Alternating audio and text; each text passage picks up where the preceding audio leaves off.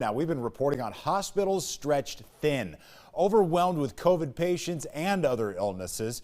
Well, today, the University of Iowa Hospitals and Clinics, Iowa's largest, met with reporters to lay it all out there. WHO 13's Roger Riley listened in, and he joins us live now with a recap. Hey, Roger.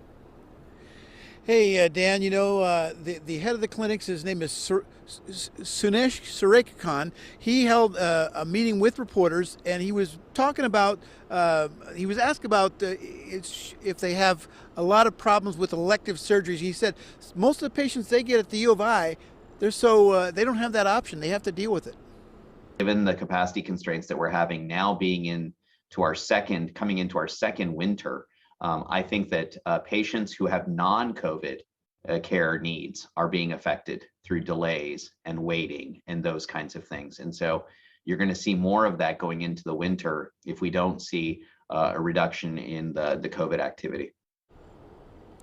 Gunasekharan said he is not worried about the University of Iowa hospitals being overwhelmed, but he is concerned because some healthcare workers are leaving. The schedule has some holes in it, and some workers have come in on their day off. He said there is a competition among states to draw medical workers and keep the ones they have. You know, at the end of the day, this pandemic has become a marathon and not a sprint. And I think that the healthcare system isn't going to be overwhelmed, in my opinion. I think the new concept is, when is the healthcare system going to tire out? You know, it's an endurance question. It's not an overwhelm question. And I think that what we're trying to figure out is, what can we do to further our own resiliency? What can we do to make it more manageable for patients?